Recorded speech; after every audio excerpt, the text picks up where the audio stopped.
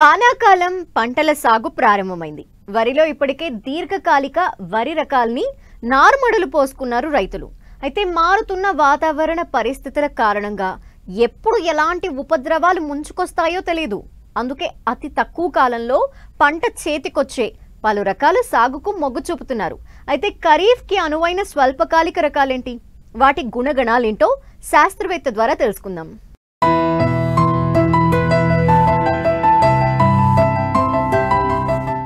తెలుగు రాష్ట్రాల్లో ఖరీఫ్ పంటగా అధికంగా వరి సాగు చేస్తూ ఉంటారు రైతులు.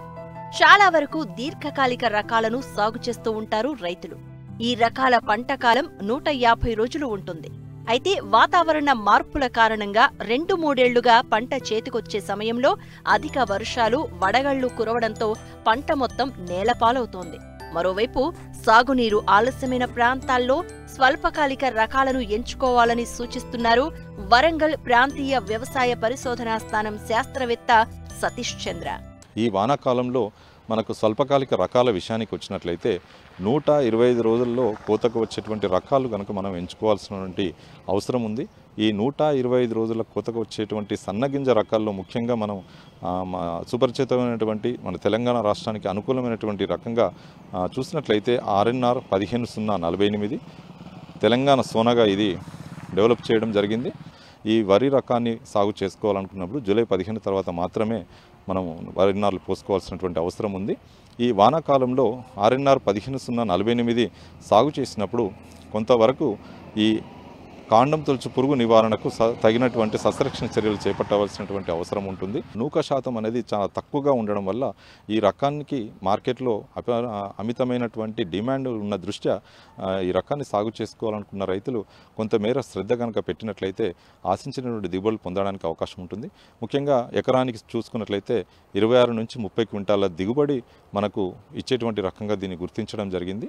కనుక రైతాంగం ఈ రకాన్ని 2 కాలాలలో కూడా వానాకాలం మరియు యాసంగిలో వేసినా కూడా మనకు యాసంగిలో ఈ రకాన్ని సాగు చేసినట్టుగా కూడా మనకు ఎటువంటి నూక అవ్వడానికి అవకాశం లేకుండా ఉండడానికి అవకాశం ఉంటుంది.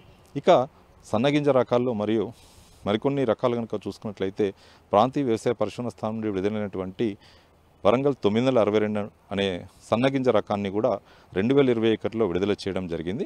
ఇది BPT 5204కి ప్రత్యామ్నాయంగా ఈ రకాన్ని రూపొందించడం జరిగింది.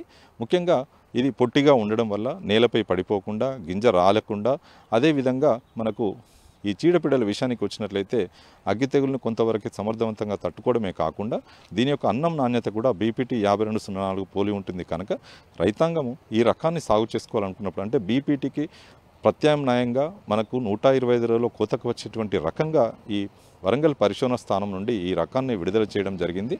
ప్రస్తుతము మనకు తెలంగాణ ఉన్నటువంటి కరీంనగర్, నిజామాబాద్, అదేవిధంగా మహబూబ్నగర్, సిద్దిపేట చుట్టుపక్కల జిల్లాల నుంచి కూడా దీనికి ఉన్నటువంటి ప్రాముఖ్యత దృష్ట్యా ఈ వరి రకాన్ని ఎక్కువ విస్తీర్ణంలో సాగు చేయడం జరుగుతుంది. కనుక రైతాంగము ఈ స్వల్పకాలిక సన్నగింజ వరి రకాల్లో ఎంచుకోవాలనుకున్నప్పుడు WGL 962 అనే రకాన్ని కనుక ఎంచుకున్నట్లయితే మనకు ఎకరానికి 26 నుంచి 30 క్వింటాల దిగుబడిని పొందడానికి అవకాశం ఉంటుంది.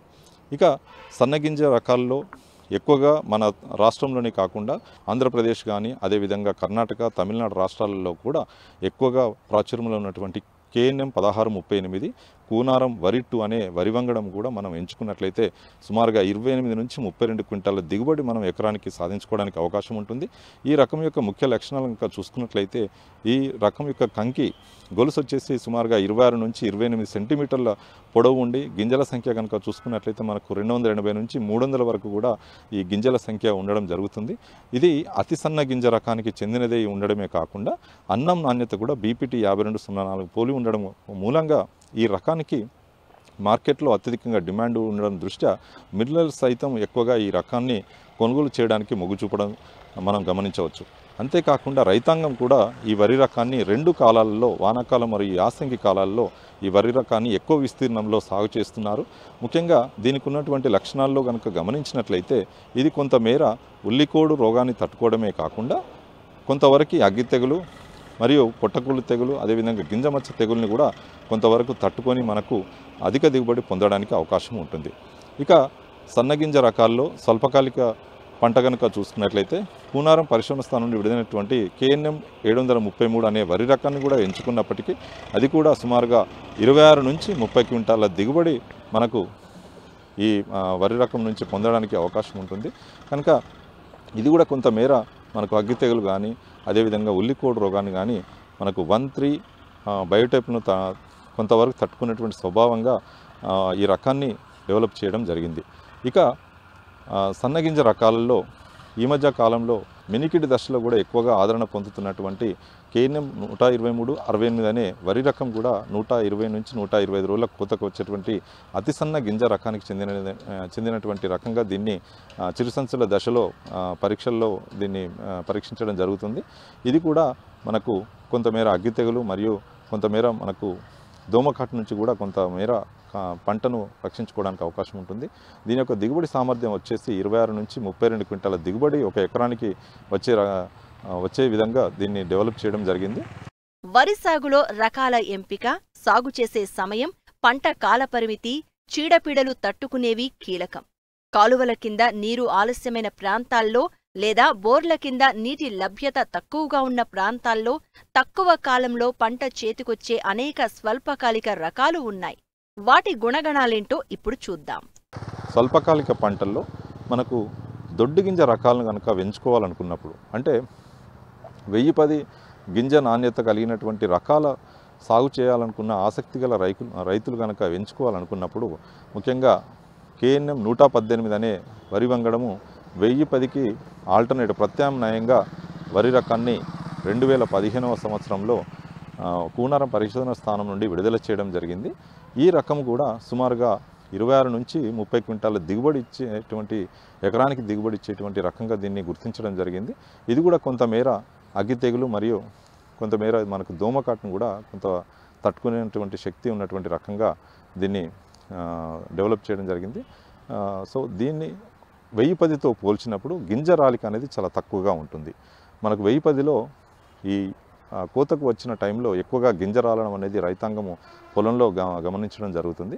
దానితో పోల్చినప్పుడు దీనిలో గింజ రాలిక అనేది తక్కువగా ఉండడమే కాకుండా దిగుబడి కూడా 1010 కంటే కూడా సుమారుగా 15 నుంచి 20% మేర అధిక దిగుబడి పొందడానికి అవకాశం ఉంటుంది. ఇక దొడ్డి గింజ రకాలలో స్వల్పకాలిక పంటల్లో మరి ఒక రకం కనుక చూసుకున్నట్లయితే జగిత్యాల పరిశోధన స్థానం నుండి విడుదలైనటువంటి JGL 24423 ఇది అందరికీ సుపరిచితమైనటువంటి దొడ్డి గింజ రకము. 2 కాలాలకు కూడా అనువైన రకంగా దీన్ని డెవలప్ చేయడం జరిగింది. ఇది కొంతవరకు దోమకాటును మరియు ఇతర పొట్టకుళ్ళు తెగులు కానీ గింజ మచ్చ తెగులను కొంతవరకు తట్టుకునేటువంటి స్వభావం ఉన్నటువంటి రకము. ఇది ఎకరానికి 30 నుంచి 35 క్వింటాల దిగుబడి కూడా ఇచ్చేటువంటి రకంగా దీన్ని డెవలప్ చేయడం జరిగింది. ఇది అన్ని పద్ధతుల్లో ముఖ్యంగా నేరుగా విత్తే వరి కావచ్చు, అదేవిధంగా డ్రమ్ సీడర్ విధానంలో కానీ, అదేవిధంగా మనకు ఆరుతడి పద్ధతిలో వేసుకున్నా కూడా ఈ రకం అనుకూలమైన రకంగా దీన్ని మనం చెప్పవచ్చు. సో ఈ రకాన్ని వేసుకున్నప్పుడు రైతులు నేలపై వాలకుండా గింజ రాలిక లేకుండా ఇది ఎక్కువగా మనకు అన్ని వరి సాగు పద్ధతుల్లో కూడా ఇది ఎక్కువ దిగుబడి ఇచ్చేటువంటి రకంగా దీన్ని వృద్ధిపరచడం జరిగింది. ఇక మనకు దొడ్డి గింజ రకాలలో జగిత్యాల పరిశోధన స్థానం నుంచి విడుదలైనటువంటి JGL 28639 ఈ మధ్య కాలంలో గత 5 నెలల ముందు అంటే ఈ డిసెంబర్ జనవరి మాసంలోనే ఈ రకాన్ని రాష్ట్ర స్థాయిలో విడుదల చేయడం జరిగింది. ఇది కూడా సుమారుగా 26 నుంచి 32 క్వింటాల దిగుబడి ఇచ్చేటువంటి దొడ్డి గింజ రకంగా 120 రోజుల కోతకు వచ్చేటువంటి రకంగా దీన్ని డెవలప్ చేయడం జరిగింది. కొంతవరకు అగ్గి తెగులు మరియు ఈ పుట్టకుళ్ళు తెగులు కానీ అదేవిధంగా కొంతవరకు గింజమచ్చ తెగులను తట్టుకునేటువంటి రకంగా దీన్ని డెవలప్ చేయడం జరిగింది. దీని యొక్క దిగుబడి సామర్థ్యం వచ్చేసి కూడా 28 నుంచి 32 క్వింటాల దిగుబడి సామర్థ్యం ఉండే విధంగా ఈ రకాన్ని వృద్ధిపరచడం జరిగింది. కనుక రైతాంగము మన పంటలకు మన నేల స్వభావాన్ని అనుసరించి వాతావరణ పరిస్థితులను బట్టి సరియైన విత్తన ఎంపిక కనుక చేసుకున్నట్లయితే మనకు ఈ వానాకాలంలో ఆశించినటువంటి దిగుబడులు పొందడానికి అవకాశం ఉంటుంది.